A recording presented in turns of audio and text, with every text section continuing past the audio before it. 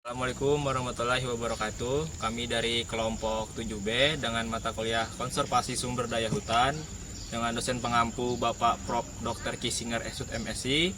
Tema yang kami bawakan di sini adalah mamalia yang bernama dugong. Perkenalkan, nama saya Fitrianur.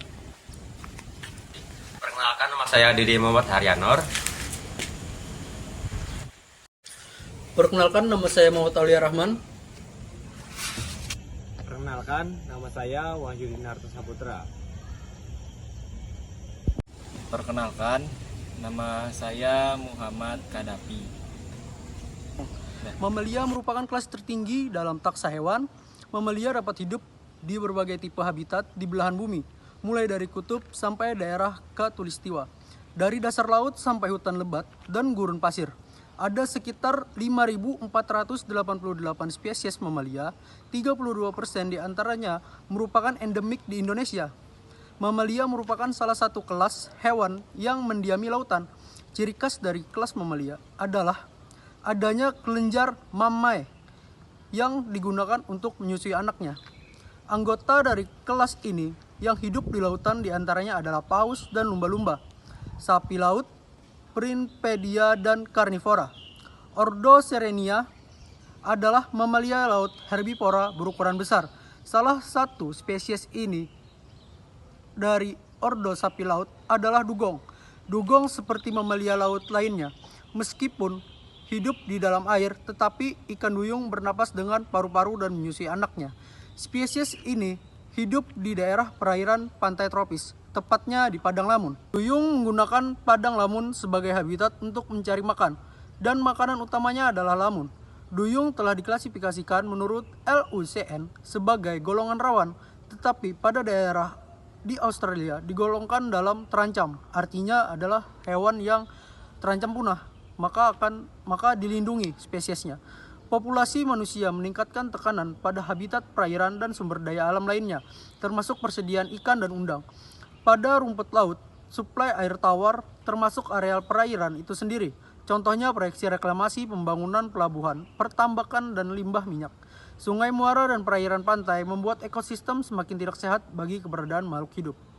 Sekian. Di sini saya akan membacakan tentang klasifikasi dugong. Dugong adalah anggota dari kelas mamalia yang hidup di laut. Dugong berasal dari famili Dugongidae yang hanya terdiri dari 2 spesies. Dari 1 spesies lainnya yang telah punah.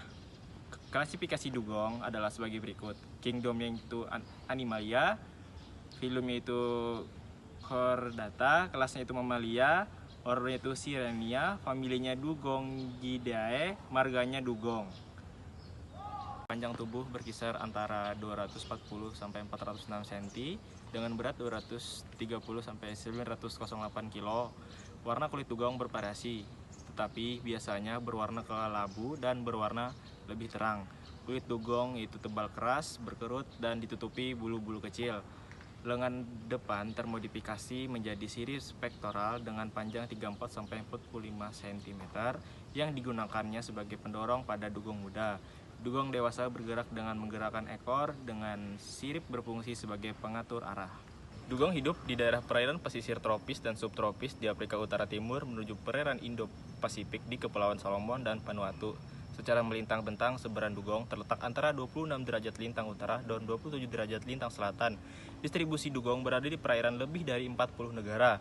Dugong merupakan tipe mamalia laut pemakan dasar. Hal ini ditunjukkan dari morfologi mulut dugong yang berbentuk bulat dan besar. Hidung mengarah ke bawah sehingga mulutnya mendatar, sehingga dapat disesuaikan dengan kebutuhannya menjadi pemakan tumbuhan dasar perairan. Pada bagian mulut terdapat penebalan kulit, bulu-bulu hidung tumbuh dengan baik dan berfungsi sebagai sensor lokasi makanan, khususnya pada lamun.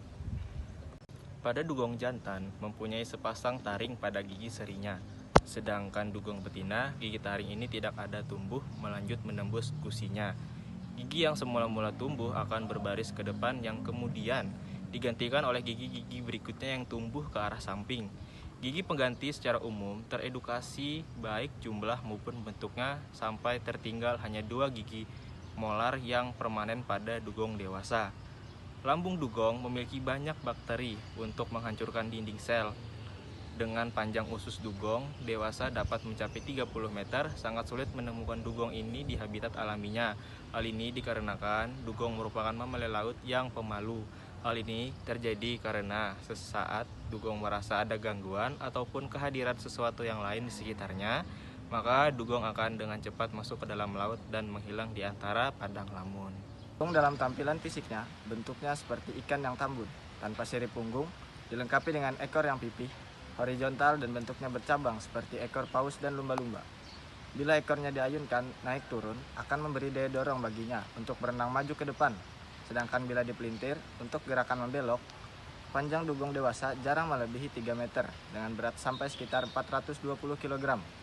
Tetapi rekor dugong terberat tercatat sebesar 1016 kg dengan panjang 4,6 meter. Produksi dan pola makan dugong. Dugong sebagai mamalia laut sangat bergantung pada penyebaran lamun di perairan, sehingga kerusakan habitat padang lamun akan mempengaruhi kehidupan dan penghidupan dugong, khususnya dalam ketersediaan makanan dugong di perairan. Beberapa penelitian menunjukkan bahwa dugong memakan jenis lamun yang berbeda dari satu tempat dengan yang lain. Lamun sangat berbeda dengan rumput yang tumbuh di darat. Rumput darat mempunyai banyak tanin dan silikat, sehingga sukar untuk hewan herbivora darat untuk mematahkannya. Sebaliknya, beberapa struktur dan karakteristik kimia dari lamun erat kaitannya dengan lingkungan laut. Lamun adalah tumbuhan berbunga yang secara penuh beradaptasi pada kehidupan di lingkungan. Lamun mempunyai sifat-sifat yang memungkinkannya berhasil hidup di laut, yaitu 1. Mampu hidup di media air asing. 2. Mampu berfungsi normal dalam keadaan terbenam. 3. Mempunyai sistem perakaran yang berkembang baik. Dan 4. Mampu melakukan daur generatif dalam keadaan terbenam. Menurut Mars 1982 dalam ASCAP 1998, makanan utama dugong adalah lamun. Menurut penelitian, lebih dari 90% isi perut adalah lamun dan sisanya adalah beberapa jenis alga. Dugong mempunyai kebiasaan makanan yang rakus. Dugong dewasa dapat menghabiskan 25-30 kg lamun basah tiap harinya. Dugong yang terdapat di Ancol menghabiskan 30-40 kg lamun basah tiap harinya. Dan di kolam penampungan di Australia dapat menghabiskan 50-55 kg lamun basah per hari. Perubahan pada kelimpahan atau kualitas nutrisi lamun akan berpengaruh terhadap pergerakan dan siklus perkawinan dugong. Sebuah penelitian menyebutkan bahwa dugong dapat hidup sampai 70 tahun dan kecepatan reproduksi rendah serta memerlukan waktu lama. Dugong mempunyai waktu reproduksi minimum dengan periode 9-10 tahun untuk kedua jenis. Dan pada dugong betina dewasa hanya bisa mengandung antara 3-7 tahun. Makanan dugong biasanya tumbuh pada kedalaman 1-2 meter di bawah permukaan laut. Sangat jarang ditemukan dugong pada kedalaman lebih dari 10 meter. Herbivora yang hidup di laut, cara makan dugong pada umumnya sama dengan cara makan herbivora di darat, yaitu dengan mengunyah-ngunyah makanannya. Kebiasaan makanan terutama dilakukan pada malam hari, tetapi pada kolam penelitian Oceanarium dugong tidak mengenal waktu makan. ASCAP 1998. Menurut Anderson et al. 1978 bahwa dugong dapat makan pada waktu malam hari maupun pada hari lain atau waktu lain. Dugong pada waktu makan lebih banyak menggunakan lubang hidung serta bibirnya daripada sirip dada untuk menggali lumpur atau mencabut akar lamun. Lumpur yang melekat pada tanaman lamun dibersihkan dengan cara menyemburkan tanaman itu sejenak lalu ditelan. Dugong mempunyai kebiasaan makan yang rakus, di mana yang dewasa dapat menghabiskan 25 kg sampai 30 kg lamun basah, sehingga setiap harinya dugong yang pernah pelihara di bilangan samudra Jaya Ancol memakan 30 sampai 40 kg lamun basah setiap harinya. Lamun basah per hari, makanan dugong biasanya tumbuh pada kedalaman 1-2 meter di bawah permukaan air laut. Jarang ditemukan dugong yang sedang makan pada kedalaman lebih dari 10 meter. Habitat dan sebaran dugong di perairan. Dugong dapat hidup sampai usia tua. Sebuah penelitian menyebutkan dugong tertua pada saat kematiannya adalah pada usia tersedia lamun di Australia. Populasi dugong hampir 10.000 ekor. Pada tahun 1996, dugong lebih banyak menggunakan lubang hidung serta bibirnya daripada sirip dada untuk menggali lumpur atau mencabut akar lamun. Lumpur yang menempel pada lamun dibersihkan dengan cara menyemburkan lamun tersebut sejenak sebelum ditelan. Dalam usus dugong, sedikit sekali ditemukan pasir. Hal ini diduga karena dugong mempunyai suatu kartu untuk meminimalkan temakannya pasir. Jika dugong makan, kepalanya akan diputar-putar sebagai usaha untuk menghilangkan substrat pada bagian mulut dugong yang berukuran kecil, letaknya jauh ke belakang dari kepala ke arah ventral dan terbentuk dengan tujuan untuk mematahkan lamun. Dugong mempunyai kemampuan mengambil makanan di dasar perairan, permukaan laut, tebing laut, bahkan dugong mampu mengambil makanan yang berada sekitar 40 cm di atas permukaan laut. Posisi mulut yang terletak terminal pada kepala dengan bibir atas yang bercelah dan mudah digerakkan, dilengkapi dengan bulu-bulu kaku dan keras, mempermudah dan memungkinkan dugong mengambil makanannya. Melihat tabiat makanan dan habitat dugong, mamalia laut ini dapat dimanfaatkan untuk membersihkan gulma air di suatu perairan yang luas, seperti di Danau Buatan Karibia, Afrika Tengah. Sebuah penelitian mengenai hal tersebut pernah dilakukan dengan dua perlakuan pada dua medium berbeda. Perlakuan pertama dilakukan pada saluran buatan di Guinea, namun tidak membuahkan hasil dikarenakan dugong yang diberikan perlakuan tersebut bermigrasi terlalu jauh. Sementara percobaan dugong yang kedua dilakukan pada kolam buatan di Botanic Gardens di Gorton ternyata telah memakan bersih gulma air pada kolam tersebut.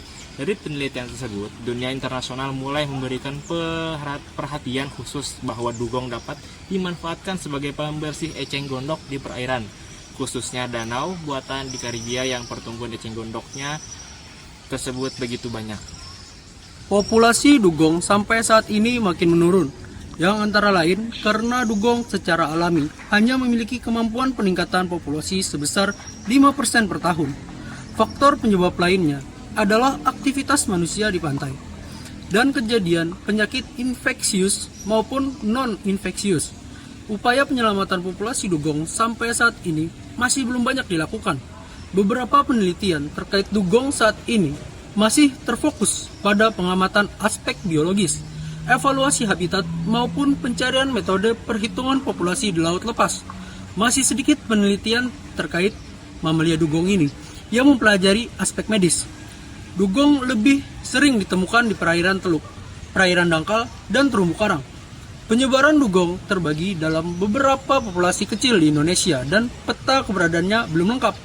Dugong tersebar luas di perairan Indo-Pasifik pada daerah perairan tropis dan subtropis.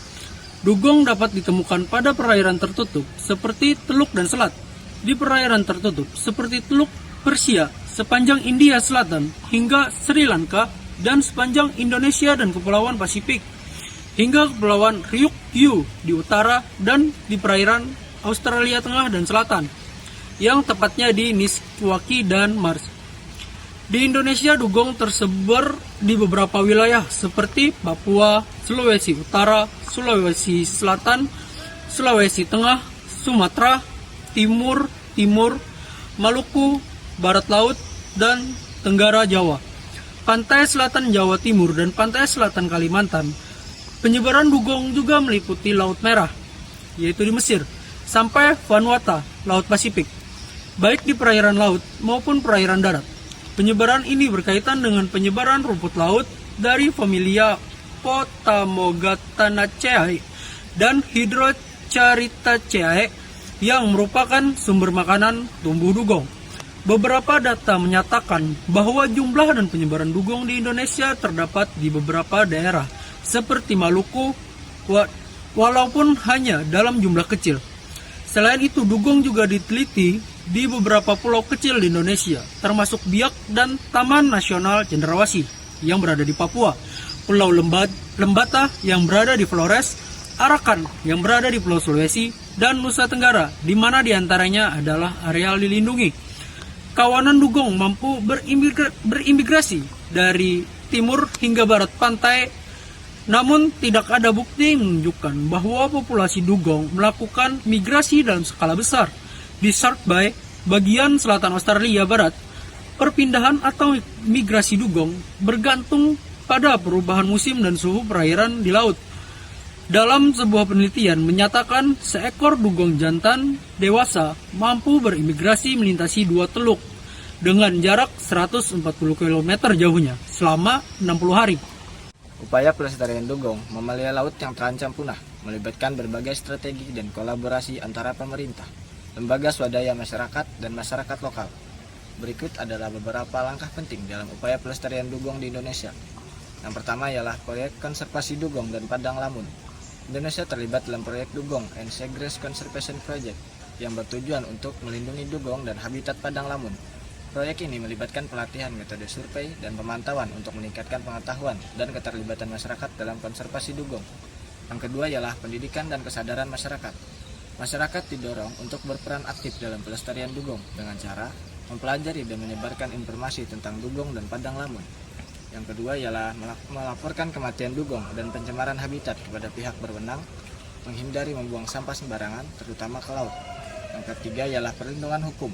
Dugong dilindungi oleh Undang-Undang Nomor 7 Tahun 1999 dan Permen LHK Nomor 20 Tahun 2018, serta terdaftar dalam IUCN Red List sebagai spesies rentan dan dalam CITES Afendik, yang berarti dilarang diperdagangkan. Perlindungan hukum ini penting untuk mencegah perburuan dan eksploitasi dugong. Yang keempat ialah penelitian dan monitoring. Riset mengenai populasi dugong dan habitat lamun perlu ditingkatkan. Data yang akurat mengenai distribusi dugong sangat penting untuk merencanakan strategi konservasi yang efektif. Penelitian ini juga mencakup penilaian kesejahteraan hewan untuk memastikan bahwa dugong hidup dalam kondisi yang baik. Yang kelima ialah kerjasama internasional. Kerjasama dengan negara-negara lain yang terlibat dalam DSCP membantu berbagai pengetahuan dan sumber daya untuk pelestarian dugong secara lebih efektif. Selain itu, lembaga seperti WWF juga berperan dalam meningkatkan kesadaran masyarakat melalui kampanye dan program edukasi. Yang keenam ialah pengelolaan berbasis masyarakat. Strategi pengelolaan yang melibatkan masyarakat lokal sangat penting.